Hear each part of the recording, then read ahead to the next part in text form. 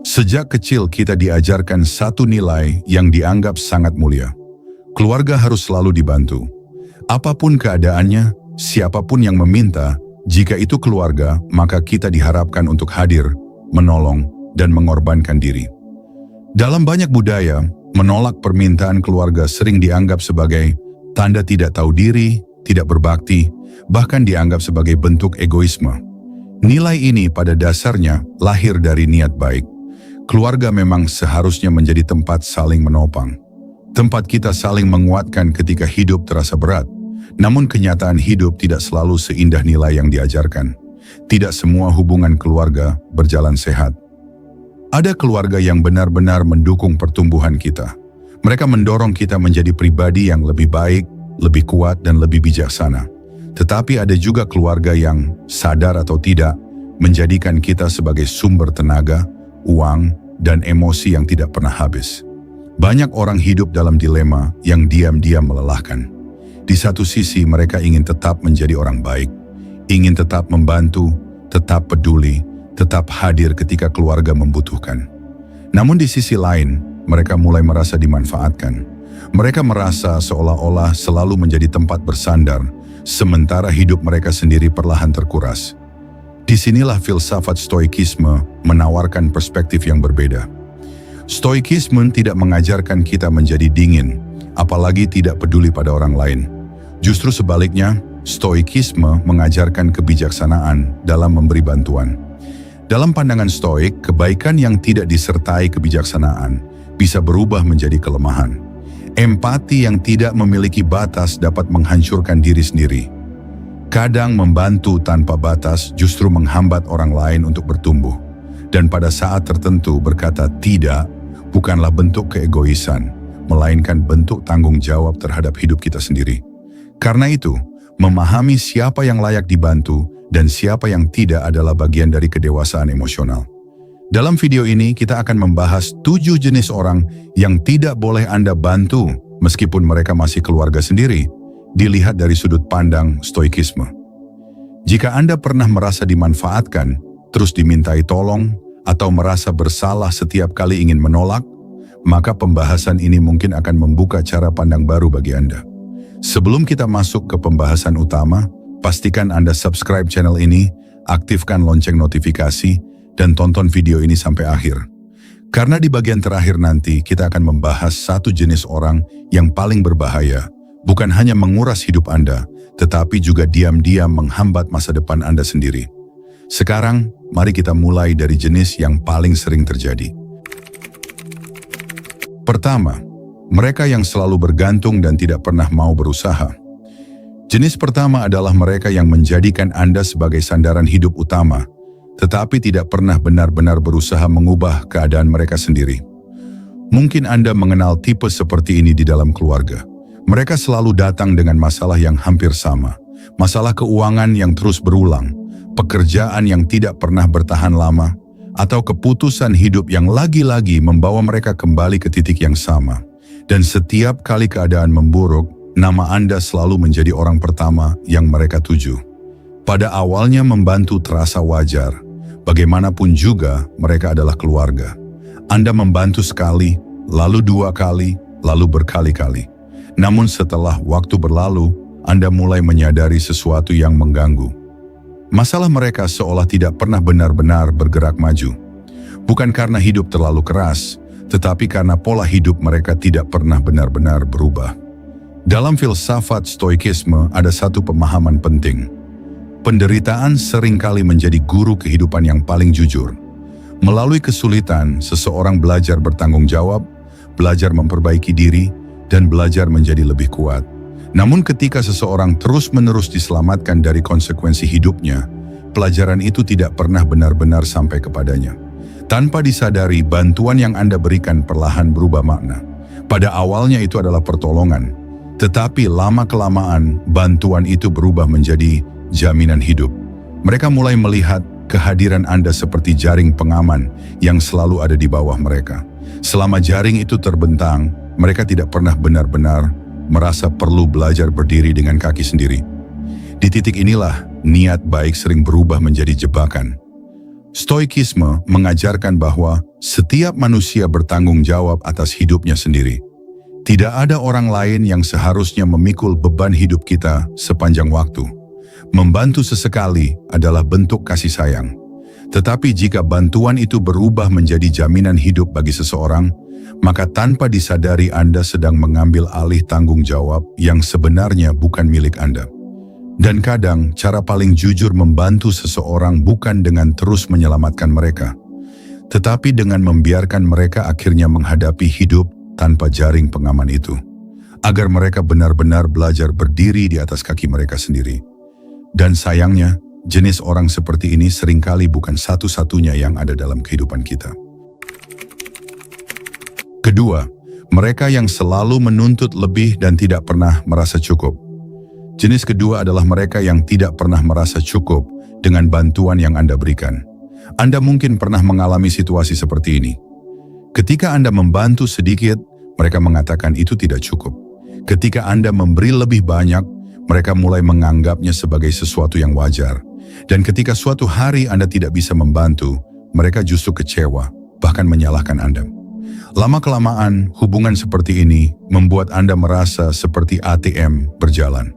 Setiap kali mereka membutuhkan sesuatu, mereka datang kepada Anda.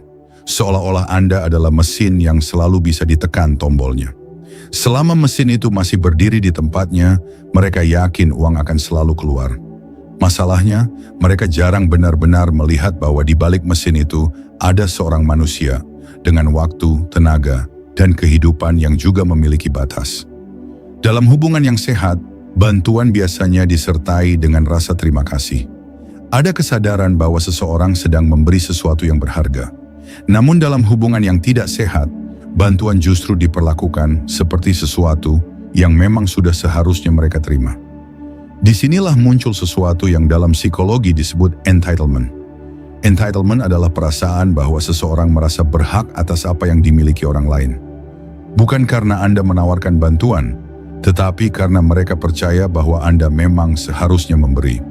Ketika pola ini sudah terbentuk, masalahnya bukan lagi pada seberapa besar bantuan yang Anda berikan. Masalahnya adalah rasa berhak yang terus tumbuh tanpa batas. Orang seperti ini sebenarnya tidak benar-benar mencari pertolongan. Mereka sedang mencari sumber yang selalu bisa mereka akses. Dan selama Anda terus memberi tanpa batas, pola ini hampir tidak akan pernah berubah.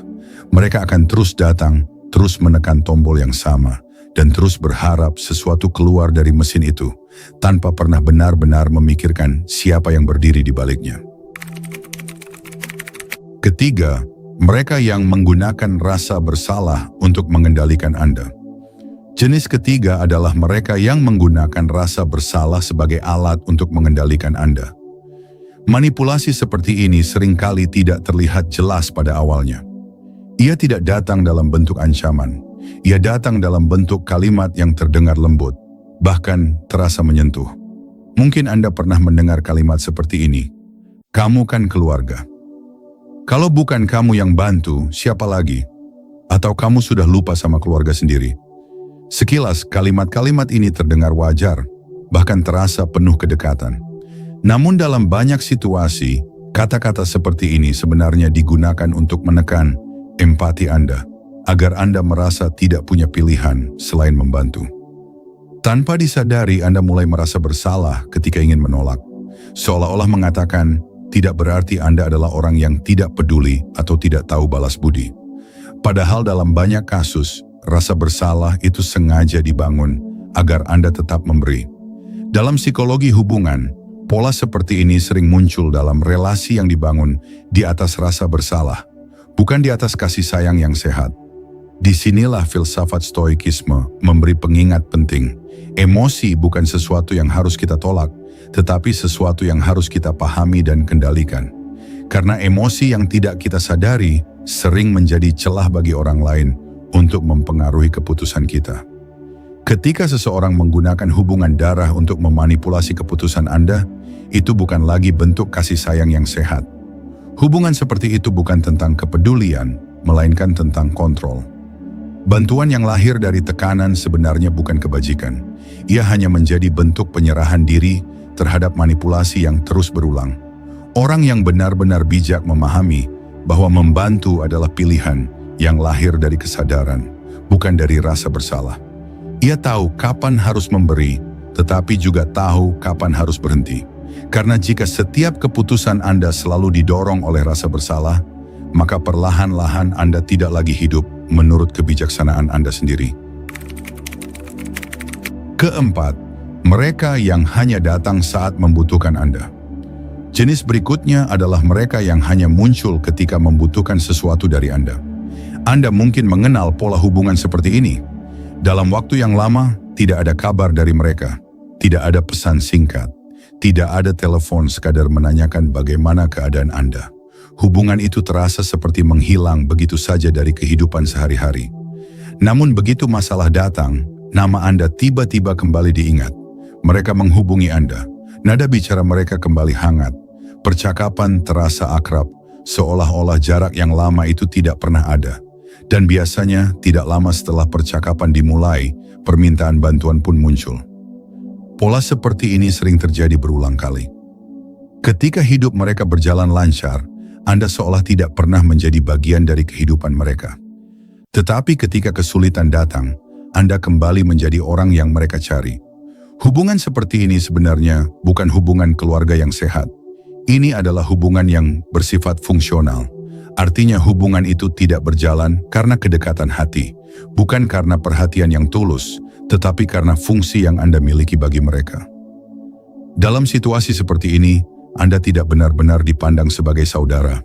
Anda dipandang sebagai jalan keluar dari masalah mereka. Filsafat Stoikisme mengajarkan bahwa hubungan yang sehat selalu memiliki keseimbangan. Ada perhatian yang berjalan dua arah, ada komunikasi yang tidak hanya muncul ketika ada kebutuhan. Jika seseorang hanya hadir ketika membutuhkan Anda, maka sebenarnya mereka tidak benar-benar hadir dalam hidup Anda. Mereka hanya hadir ketika hidup mereka sedang bermasalah. Dan jika pola ini terus dibiarkan, tanpa disadari Anda akan selalu ditempatkan, bukan sebagai manusia yang dihargai, tetapi sebagai tempat mereka datang setiap kali keadaan menjadi sulit. Kelima, mereka yang iri dengan kemajuan Anda. Jenis kelima adalah mereka yang menyimpan rasa iri terhadap kemajuan hidup Anda. Banyak orang percaya bahwa keluarga pasti merasa bahagia ketika salah satu anggotanya berhasil. Namun kenyataannya tidak selalu demikian. Dalam beberapa situasi, justru keluarga sendirilah yang diam-diam merasa tidak nyaman melihat Anda berkembang. Saat Anda masih berjuang dari bawah, mereka mungkin meremehkan usaha Anda. Mereka menganggap mimpi Anda terlalu tinggi. Mereka menertawakan langkah-langkah kecil yang Anda ambil untuk memperbaiki hidup. Namun ketika waktu berlalu dan usaha Anda mulai menunjukkan hasil, sikap mereka perlahan berubah. Mereka datang kembali, tetapi bukan untuk merayakan perjuangan Anda. Mereka datang untuk meminta bagian dari hasil yang Anda capai. Padahal mereka tidak pernah ikut dalam prosesnya. Mereka tidak berada di sana ketika Anda bekerja keras. Mereka tidak melihat malam-malam ketika Anda harus bertahan menghadapi kesulitan. Tetapi ketika keberhasilan mulai terlihat, mereka ingin menikmati hasilnya. Dalam filsafat Stoikisme, kebahagiaan sejati tidak bergantung pada pengakuan orang lain. Nilai dari usaha seseorang tidak ditentukan oleh seberapa banyak orang yang memujinya. Orang yang dipenuhi rasa iri akan selalu merasa kurang. Mereka akan selalu membandingkan diri mereka dengan orang lain.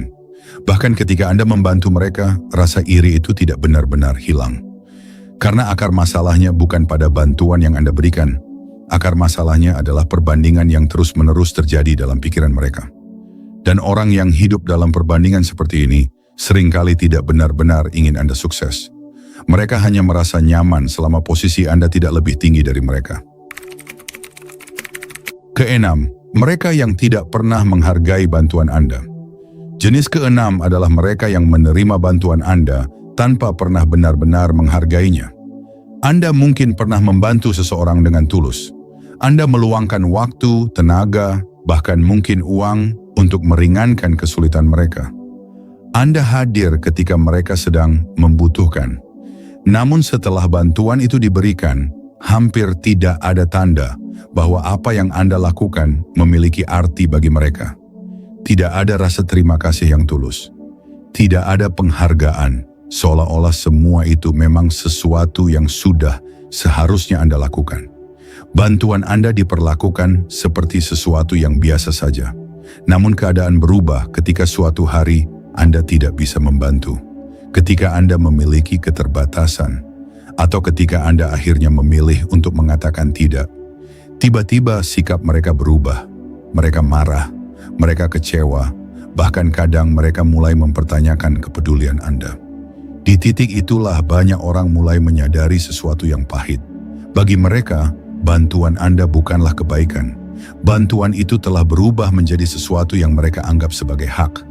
Dalam pandangan Stoikisme, rasa syukur adalah tanda kedewasaan batin. Orang yang mampu bersyukur memahami bahwa setiap bantuan yang ia terima adalah sesuatu yang bernilai. Sebaliknya, orang yang tidak memiliki rasa syukur akan selalu merasa kurang. Hari ini mereka menerima bantuan kecil dan menganggapnya terlalu sedikit. Besok mereka menerima lebih banyak, tetapi tetap merasa belum cukup. Bukan karena bantuan Anda kurang besar, tetapi karena rasa cukup tidak pernah tumbuh dalam diri mereka. Dan ketika Anda terus membantu orang seperti ini, yang terkuras bukan hanya waktu atau tenaga Anda. Yang perlahan habis adalah ketenangan batin Anda sendiri. Karena setiap kebaikan yang Anda berikan terasa seperti jatuh ke tempat yang tidak pernah benar-benar menghargainya. Ketujuh, mereka yang menghambat pertumbuhan hidup Anda. Jenis terakhir adalah yang paling berbahaya dan seringkali paling sulit dikenali. Mereka bukan hanya meminta bantuan dari Anda, mereka juga perlahan-lahan menahan Anda agar tidak pernah benar-benar berkembang. Pada awalnya, sikap mereka bisa terlihat seperti kepedulian. Mereka berbicara dengan nada yang seolah penuh perhatian terhadap hidup Anda. Namun jika diperhatikan lebih dalam, kata-kata mereka seringkali justru membuat langkah Anda tertahan. Ketika Anda ingin mengambil peluang baru, mereka mengatakan Anda terlalu memikirkan diri sendiri. Ketika Anda ingin pindah pekerjaan demi masa depan yang lebih baik, mereka menuduh Anda egois. Ketika Anda ingin mengejar mimpi yang lebih besar, mereka berkata, Anda sudah melupakan keluarga.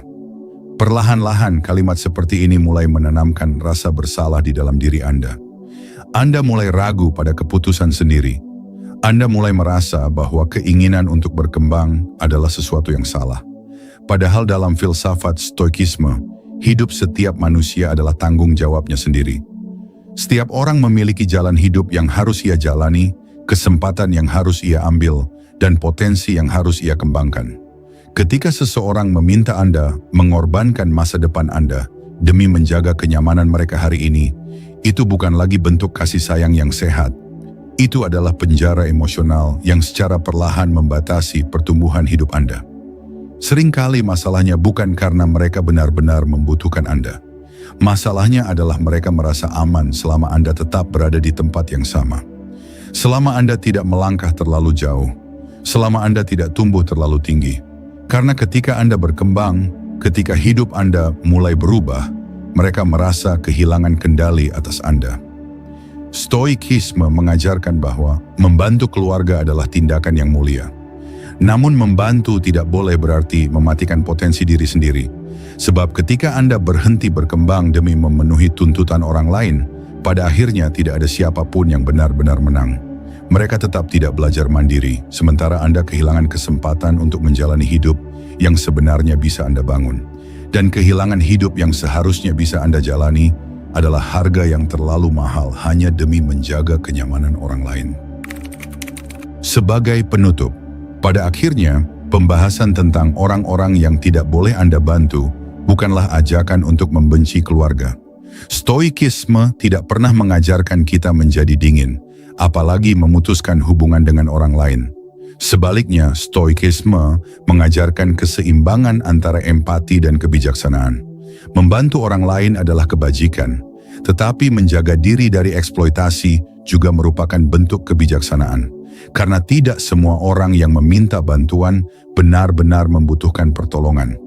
Sebagian hanya membutuhkan seseorang yang terus menopang hidup mereka.